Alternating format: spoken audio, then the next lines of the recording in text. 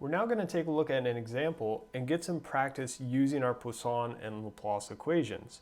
So in this example, we have what's called an electrohydrodynamic pumping system, or EHD, which can be used to help cool high voltage power equipment. And so we're not going to go into the details of exactly what that is, but we can model that very basically with this image shown below.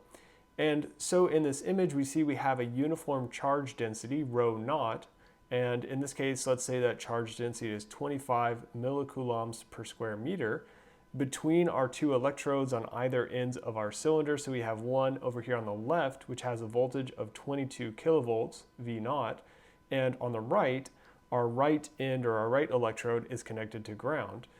And so what we want to do is we want to calculate the pressure of the pump. So a couple other pieces of information from this image. We see, of course, that pump length there is D. We've said on the left, let's call that Z equals 0. On the right, let's call that Z equals D. So that means our positive Z is going in this direction from left to right.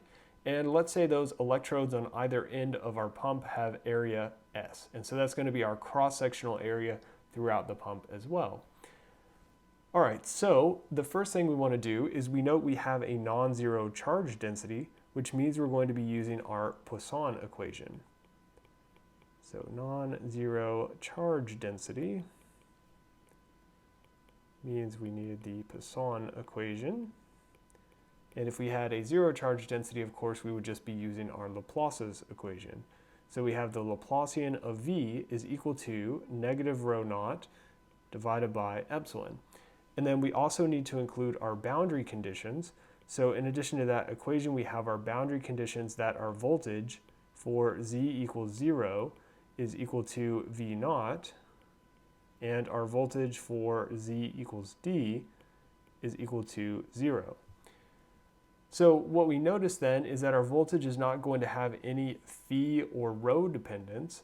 And so I've chosen to use our cylindrical coordinate systems here because we have this cylindrical shape, so we have cylindrical symmetry. So, but we can simplify this a lot because our V is going to have no rho or phi dependence.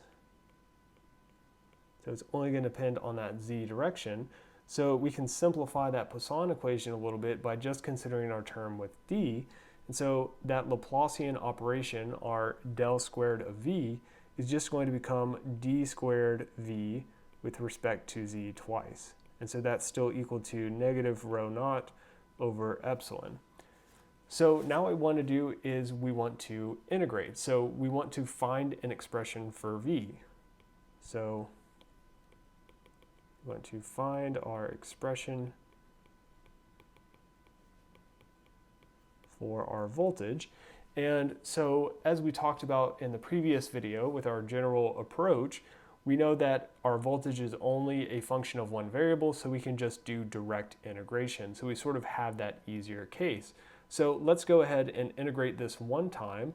So if we integrate once, we get dv dz on the left, and on the right, we get this negative rho naught over epsilon times z.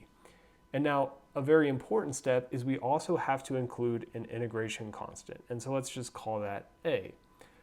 So we need to integrate once more to get our V expression, of course. So integrating again, we have now V on the left, which is what we're looking for.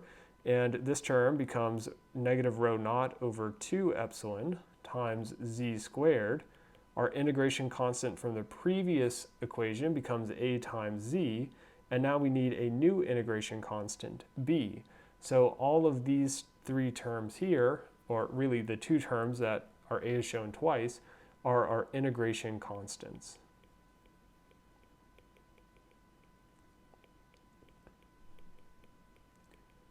And so of course, up to this point, our solution is not unique. In order to make our solution unique, what we need to do is apply our boundary conditions to this voltage expression. So we want to apply our boundary conditions to make this a unique solution for our particular problem. And what are we doing when we're applying these boundary conditions? Ultimately, we're finding values for our A and B. So let's start with our first boundary condition of V at Z equals 0. So what we're going to do is just plug into that expression up there. So we know we have negative rho naught over 2 epsilon. And now we plug in 0 for Z, so we have 0 squared, which is of course 0, A times 0, so that also goes away, plus B, and we said at Z equals 0, so if we come back up here, we said that corresponds to a voltage of V naught. So we set this equal to V naught, and of course what we see that gives us is that our B, our second integration constant, is just equal to V naught. Now we need to consider our other boundary condition, which was V at Z equals D. So same basic approach, now we're just going to plug in D for our Z variable. So we have D squared plus A times D plus our B, which we found above to be V naught. And so at Z equals D, we had said that our voltage is equal to 0. So we set this equal to 0, and what we can do then is we can solve for A. So we can see that our A is going to be equal to rho naught D divided by 2 epsilon minus V naught over D. And so now all we need to do is take those integration constants A and B and put them back into our V equation. And so we'll get our unique expression, our unique solution for our V, which is V is equal to negative rho over 2 epsilon times Z squared.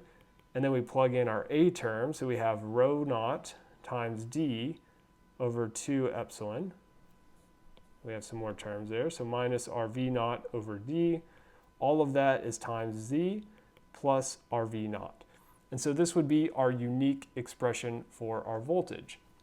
And ultimately though, what the question asked for was the pressure in the pump. And so we're going to come back in the next video and use that voltage expression to get the pressure on the pump.